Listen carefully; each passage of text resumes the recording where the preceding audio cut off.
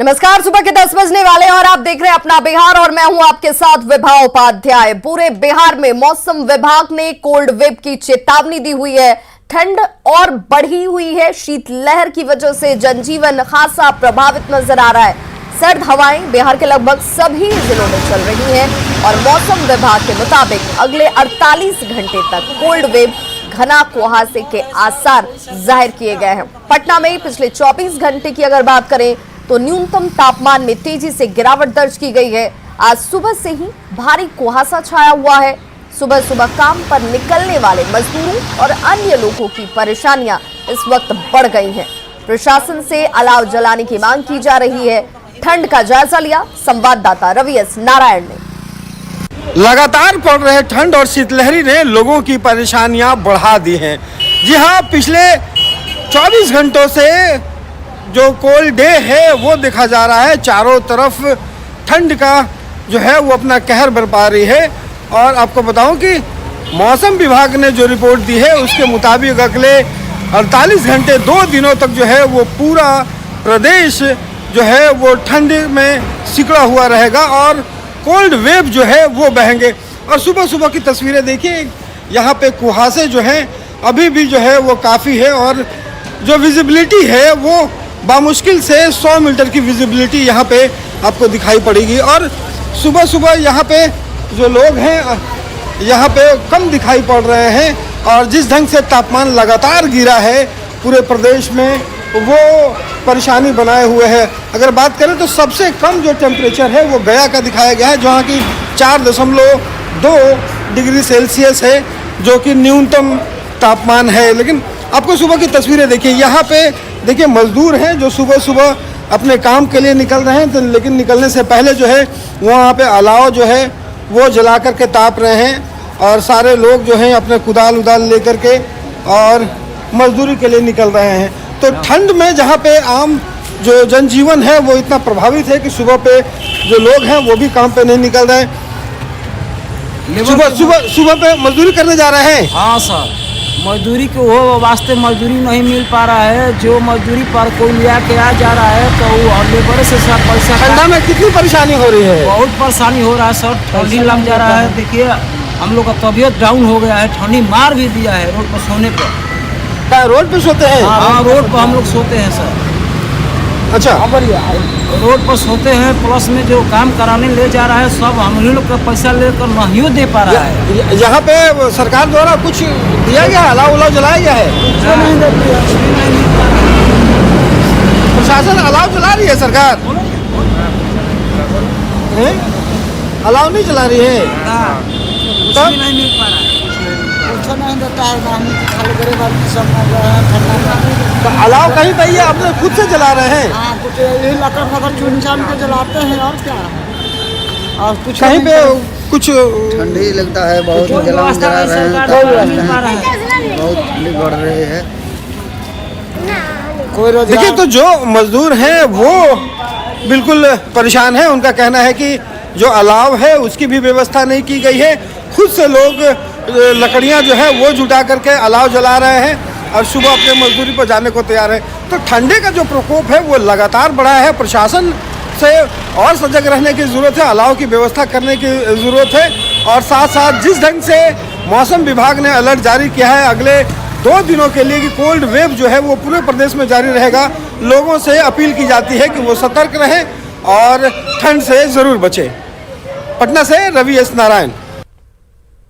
तो वहीं मुजफ्फरपुर में भी कड़ाके की ठंड पड़ रही है और आज सुबह 7 बजे यहां विजिबिलिटी 10 मीटर से भी कम दर्ज की गई। इस वजह से लोगों को खासी दिक्कतों का सामना करना पड़ रहा है। यहां के ठंड के हालात का जायजा लिया न्यूज़ 18 संवाददाता सुधीर कुमार ने।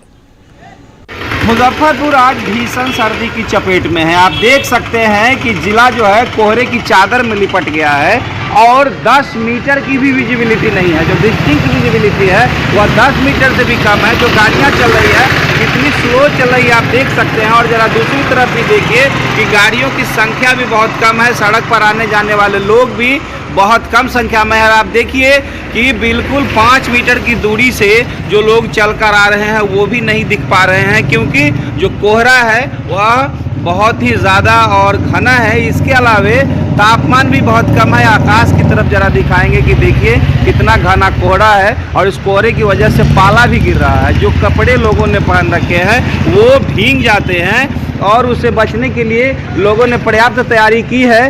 तापमान जो है वह 5 डिग्री के आसपास है। आप देखिए सड़क पर जो गाड़ियां चल रही हैं कितनी करीब से आती हैं, लेकिन बहुत पास आ जाने पर वो दिखाई पड़ती है।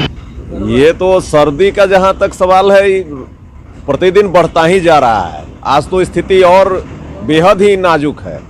आज तो मतलब 5 मीटर के आगे दिखाई भी नहीं दे रहा है ठीक से, पैदल चलना भी मुश्किल है। देखिए तो ये हाल है कि सरकार की तरफ से कोई व्यवस्था नहीं है। हम लोग अपने पैसे से अलाव का व्यवस्था किए हैं और अलाव लोग को यहाँ लकड़ी जला करके लग रहा है सर, बहुत इधर देख रहे हैं। अच्छा, हम लोग यह समय गुजार रहे हैं आगताप का। कारोबार क्या करेंगे, कमाते खाते हैं। मुजफ्फरपुर एक तरफ कोहरा और भीषण सर्दी की चपेट में है, तो सरकार की व्यवस्था वहाँ ढंग की नहीं होने की वजह से लोगों का जनजीवन जो है वह खतरे में पड़ गया है, क्योंकि कोहरे के साथ पाला गिर रहा है, तापमान बहुत कम है। ऐसे में जो गरीब गुरबा तबका है, जो मजदूर वर्ग है, रोज़ कमाने खाने वाले लोग हैं, उनकी परेशानी सबसे ज़्यादा है। सुधीर कुमार, न्यूज़ 18, मुजफ्फरपुर। तो ठंड ने लोगों को परेशान कर दिया। जनजीवन जो है पूरी तरह से अस्त व्यस्त नजर आती है। नेपाल के सीमावर्ती इलाकों की बात करें तो सर्दी का सितम यहां भी लगातार जारी है। जंगल और गंडक के किनारे के क्षेत्रों में कोहरे की वजह से रफ्तार थम सी गई है। लोग मॉर्निंग वॉक के लिए भी निकलने से परहेज कर रहे हैं। अक्सर सुबह गुलजार रहने वाला खेल मैदान इस वक्त ठंड की वजह से वीरान नजर आता है। बगहा में ठंड का जायजा लिया न्यूज़ 18 संवाददाता मुन्ना राज ने। उत्तर बिहार में सर्दी का सितम जारी है और गंडक के किनारे के जितने इलाके हैं वहाँ कोहरा और कनकनी ने लोगों की मुसीबत बढ़ा दी है। हम अभी हैं बगहा के अनुमंडलीय मैदान में। अक्सर सुबह में गुलजार रहने वाला मैदान सुना सुना सा है। आप देख सकते हैं बगहा अनुमंडलीय मैदान का नज़ारा है और यहाँ कुछ इक्के दुक्के लोग दिख भी रहे हैं, उनसे बात करने की कोशिश करते हैं। क्या नाम हुआ? रमाकांत दुबे। कैसे देखते हैं इस ठंडी को? और ठंडी बहुत कोहरा काफ़ी है यहाँ, और यहाँ अनुमंडल में पहले तरह सब लोग आते थे टहलने वहलने के लिए, लेकिन यहाँ पर कोई व्यवस्था नहीं है। यहाँ पर एका दुका आदमी आता जाता रहता है। क्योंकि हम लोग तो शुगर का पेशेंट हैं, मरीज हैं, तो प्रतिदिन हम लोग को आना ही है, और लेकिन कोई व्यवस्था यहाँ पर आग उगर की कोई व्यवस्था नहीं है। ठंडा कैसे देखते हैं? कितना ठंडा? बहुत काफ़ी ठंडक है, बहुत काफ़ी ठंडक है। कैसे देख रहे हैं इस? बहुत भारी संख्या में यहाँ थी, हम लोग घूमने के लिए आते हैं, लेकिन यहाँ पर ठंड का इतना प्रकोप है कि कोई नहीं आ रहा है, कोई व्यवस्था भी नहीं है। तो आप देख सकते हैं किस तरह ठंडी ने लोगों को परेशान कर रहा है और अक्सर लोग अपने घरों में ही दुबके हैं और जो लोग भी घर से बाहर निकल रहे हैं उनकी रफ्तार काफ़ी धीमी है। मुन्ना राज, न्यूज़ 18, बगहा। वहीं गोपालगंज में भी कड़ाके की ठंड पड़ रही है। यहां शीतलहर की वजह से आम जनजीवन प्रभावित हुआ है। यहां के ठंड के बारे में विस्तार से जानने के लिए संवाददाता मुकेश कुमार की इस रिपोर्ट को देखिए। गोपालगंज में भी कड़ाके की ठंड पड़ रही है और यहाँ पर शीतलहर की वजह से लोगों का आम जनजीवन वो प्रभावित हुआ है। मैं बताऊं कि सीवियर कोल्ड वेव की वजह से गोपालगंज में करीब 10 से 20 किलोमीटर प्रति घंटे की रफ्तार से हवाएं चल रही हैं और जिसका आप देख सकते हैं सीधा असर। देखिए गोपालगंज में क्या हालात है। यहाँ पर जो फॉग और जो यहाँ पर शीतलहर है उसकी वजह से जो विजिबिलिटी है वो कम है और जो लोग हैं वो दिनचर्या काम में लगे हुए हैं। उसके बाद भी जो है लोगों का जो सड़कों पर जो ट्रैफिक है वो काफ़ी कम है और जो गाड़ियाँ हैं उनको लाइट जला के चलना पड़ रहा है। सबसे बड़ी बात है कि गोपालगंज जिला प्रशासन ने सीवियर कोल्ड वेव को लेकर के ऑरेंज अलर्ट जारी किया है। बावजूद इसके अभी तक किसी भी चौक चौराहे पर अलाव की व्यवस्था नहीं की गई है, जो लोगों के लिए परेशानी सबब बना हुआ है। मुकेश कुमार, न्यूज़ 18, गोपालगंज। जमुई की बात करें तो यहां भी ठंड कहर बरपा रही है। कोहरे और कनकनी का पूरे जिले में साफ असर नजर आता है। ठंड के कारण लोग घरों से बाहर निकलने से परहेज कर रहे हैं। जमुई में सर्दी के सितम का जायजा लिया न्यूज़ 18 संवाददाता केसी कुंदन। जमुई में सर्दी का सितम जारी है और तस्वीर सामने है। ये देख सकते हैं किस तरह जमुई लखीसराय सड़क मार्ग पर कोहरा का असर है। सुबह का हो चुका है और अब तक मौसम आसमान साफ हो जाता था, दिन साफ हो जाता, लेकिन लोग परेशान हैं ठंड को लेकर। शीतलहर और कनकनी से भी लोग परेशान हैं। देख सकते हैं कि सुबह सुबह उठकर लोग घरों से जो टहलने निकलते हैं वो लोग चाय की दुकान पर जुटते हैं और चाय की दुकान पर ही वे लोग राहत पाने की कोशिश करते हैं।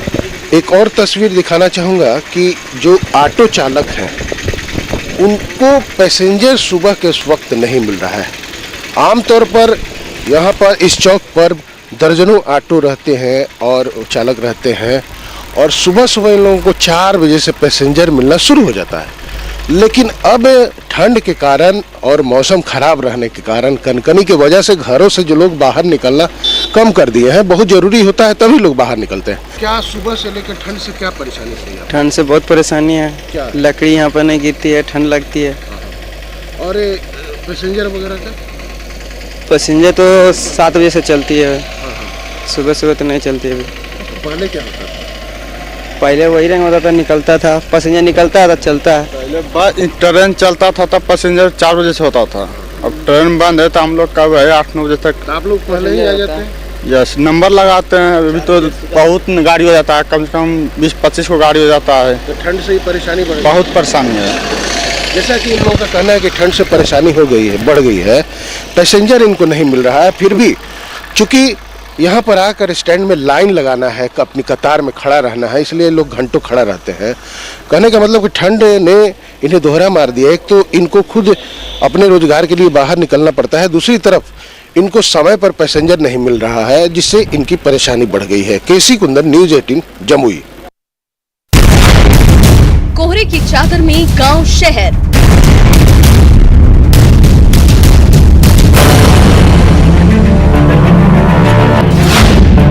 शीतलहर का पूरे बिहार में कहर।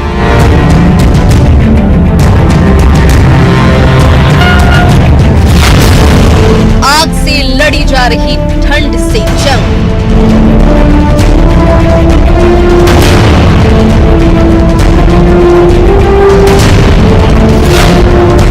सरकारी व्यवस्था न होने से जिंदगी तंग।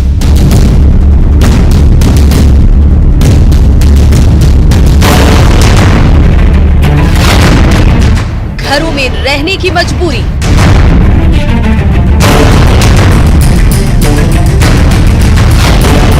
पेट के लिए काम भी जरूरी।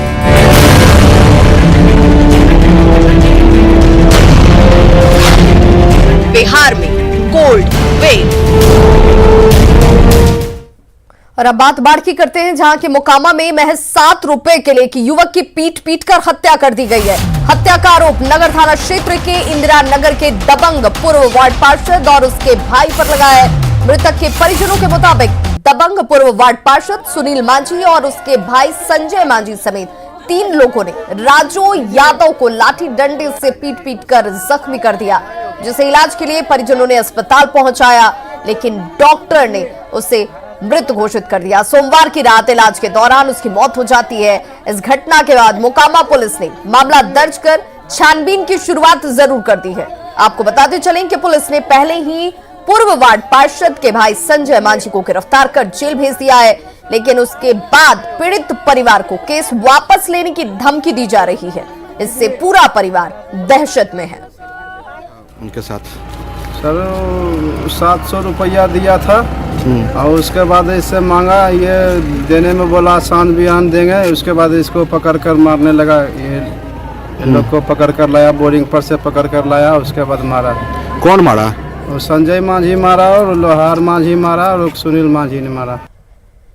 अगली खबर सीतामढ़ी से है, जहां निबंध कार्यालय में जमकर मारपीट की गई है। बताया जा रहा है कि डुमरा स्थित निबंध कार्यालय में जमीन की रजिस्ट्री कराने के लिए कुछ लोग पहुंचे हुए थे और इसी दौरान विवाद हो गया। कुछ लोग मिलकर एक शख्स को पीटने लगे और बताया जा रहा है कि इन दिनों सीतामढ़ी के निबंध कार्यालय में मारपीट की घटनाएं आम हो गई हैं। 1 सप्ताह पहले भी एक बुजुर्ग को बेटों ने जमीन की रजिस्ट्री के दौरान जमकर पीटा था। मारपीट की घटनाएं बढ़ने के बाद भी यहां सुरक्षा को लेकर कोई इंतजाम नहीं किए गए हैं।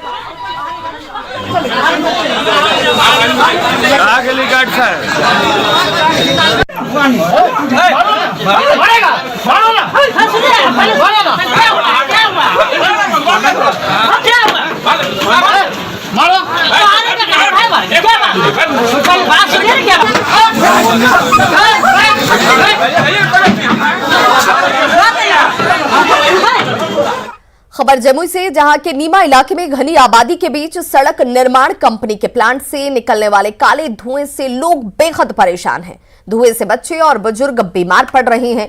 लोगों ने प्लांट को आबादी से दूर ले जाने के लिए आंदोलन तक किया। लोगों की परेशानी का जायजा लिया संवाददाता केसी कुंदन ने। प्रदूषण नियंत्रण को लेकर सरकार के द्वारा कई गाइडलाइन दिए गए हैं, नियम बनाए गए हैं, लेकिन नियमों का उल्लंघन जमुई में होते दिख रहा है। जमुई शहर का जो खैरा जाने वाली सड़क मार्ग है, जो आबादी वाला इलाका है, नीमा मोहल्ला कहा जाता है, वहाँ पर देखा जाए तो सड़क निर्माण कंपनी की 2 से 3 जो प्लांट है, वहाँ से हर दिन इसी तरह के धुएं निकलते हैं और ये ऐसा धुआं है जो आसपास के लोगों को परेशानी में डाल रखा है। कई बार लोगों ने मांग किया कि आबादी से दूर इसको बदलकर, स्थान बदलकर उसको ले जाया जाए, लेकिन ऐसा हुआ नहीं। कई बार आंदोलन भी हुआ, जिला प्रशासन से मांग भी हुई। हमारे साथ एक शख्स है, यहाँ के युवक है, इनसे पूछेंगे कि क्या परेशानी होती है, आप लोगों को बताइए। हाँ सर, यहाँ पर इतना पोल्यूशन होता है कि छत पर घूरने में भी प्रॉब्लम होता है। इतना पोल्यूशन होता है कि कितना काला काला इतना छत पर फर्श में जम जाता है ना, छत पर उस पर हटाने में थोड़ा प्रॉब्लम होता है। परेशानी यही है कि ये धुआं जो उड़ता है हम लोग का छत पे पापड़ी की तरह जम रहा है और बच्चों का हर समय तबीयत खराब रहता है, हर समय तबीयत खराब रहता है। कितना आबादी प्रभावित होगा? ये तो कम से कम 150-200 घर है यहाँ पे। 150-200 घर हम लोग का है, बाकी मुसहरी है, बाकी सिंह जी का टोला है, जिधर सब परेशान है, ये पूरा मोहल्ला परेशान है। जैसा कि यहाँ के स्थानीय लोग हैं और इनका कहना है कि बहुत परेशानी होती है, बच्चे बीमार होते हैं, तबीयत लोगों की खराब होती है। कई बार मांग भी किया गया, लेकिन अभी तक कोई कार्रवाई नहीं हुई। उनका इन लोगों का कहना है कि इस प्लांट को अगर शहर से दूर रखा जाता तो बेहतर होता। केसी कुंदन, न्यूज़ 18 जमुई।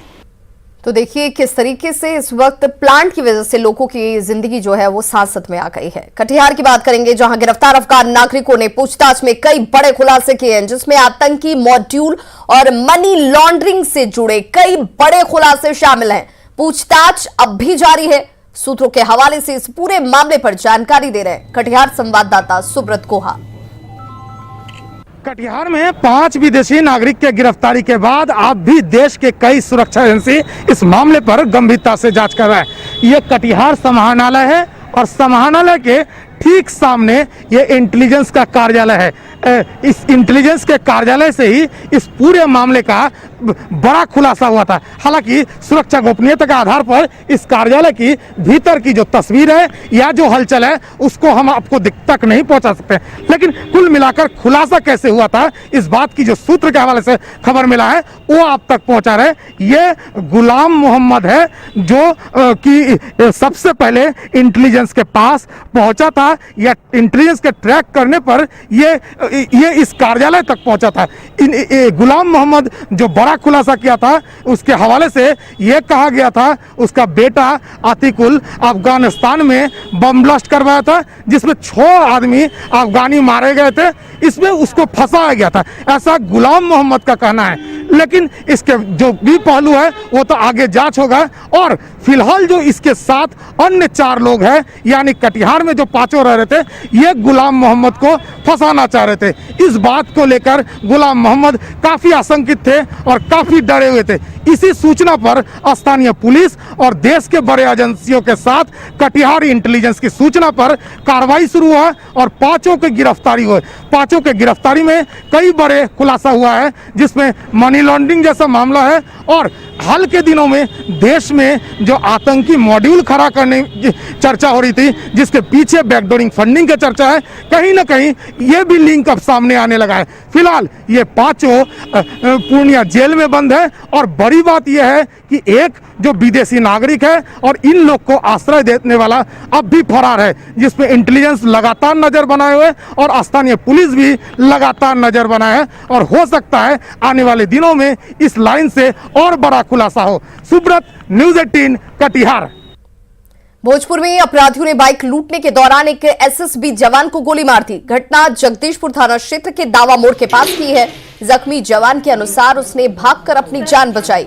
बुरी तरह से जख्मी एसएसबी जवान को इलाज के लिए आरा अस्पताल लाया गया, जहां डॉक्टरों ने प्राथमिक उपचार करने के बाद बेहतर इलाज के लिए जवान को पटना रेफर कर दिया। एसएसबी जवान का नाम रमेश है, जो बिहिया थाना क्षेत्र के सदासी टोला का रहने वाला है। इधर घटना की जानकारी मिलते ही पुलिस छानबीन में जुट गई है। बताया जा रहा है कि एसएसबी जवान अपने रिश्तेदार को छोड़कर बाइक से घर वापस लौट रहा था और तभी दावा मोड़ के पास अपराधियों ने बाइक लूटने की कोशिश की। जब जवान ने इसका विरोध किया तो अपराधियों ने गोली चला दी। गोली लगने के बाद करीब 1 किलोमीटर तक भागकर जवान ने किसी तरह अपनी जान बचाई। 2-3 को रहा जगदीशपुर से आ रहे थे। कहाँ? फोटोग्राफी करके टाटा करके हाँ आ रहे थे। अच्छा, ये कहाँ जा रहे थे? घर आ रहे थे, घर लौट के। ये घटना कहाँ घटी है? दावा मोड़। क्या हुआ घटना के समय? क्या मोटरसाइकिल छिनतई होती, क्या हो रहा था? अब ये पता है, बोल रहे थे कि मोटरसाइकिल छीन रहा था।